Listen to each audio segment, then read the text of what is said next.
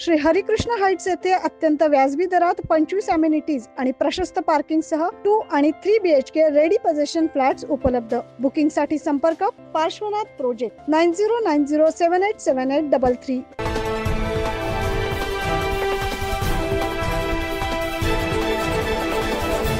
एक ऐतिहासिक क्षण म्हणजे अयोध्या नगरीत प्रभू श्रीरामांच्या मूर्तीची प्राण प्रतिष्ठा।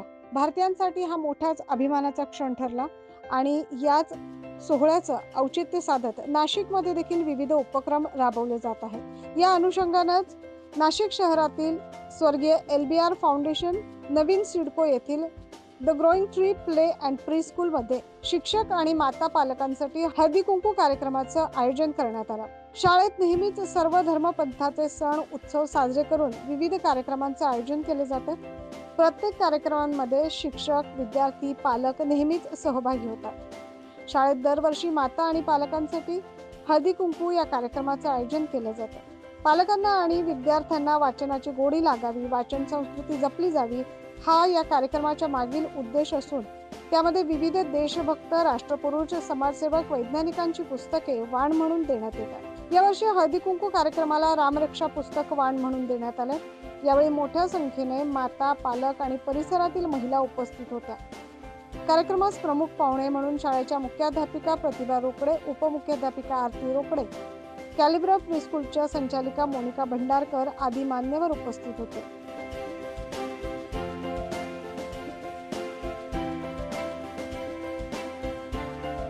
मान्यवरांच्या शुभ हस्ते सरस्वती पूजन यावेळी करण्यात आले आणि प्रमुख पाहुण्यांच्या हस्ते माता भगिनींना वाण देण्यात आले। नमस्कार, the growing tree play and play स्कूलची मी मुख्याध्यापिका। दरवर्षाप्रमाणे ह्या वर्षी हळदी कुंकाचा समारंभ भारतीय संस्कृतीची जोपासना करताना साजरा करत असताना रामरक्षा प्रतीचा आज भेट स्वरूप वाण देण्यात आलं।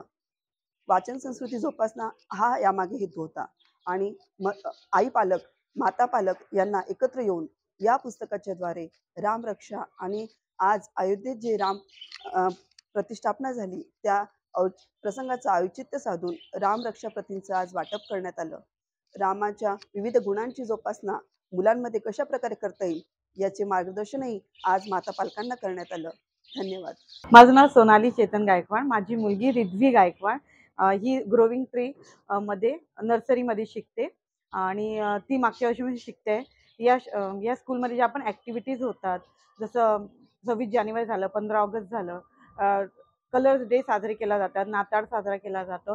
यामुळे मुलांना भरपूर काही ॲक्टिव्हिटीज ते देतात। त्याच्यामध्ये त्यांना कलर्सचे जे नाताळमध्ये त्यांना डे साजरे केला त्यांनी। त्यानंतर हळदी कुंकाचा कार्यक्रम घेतला, त्याच्यामध्ये त्यांनी रामरक्षा ही पुस्तके वाटली।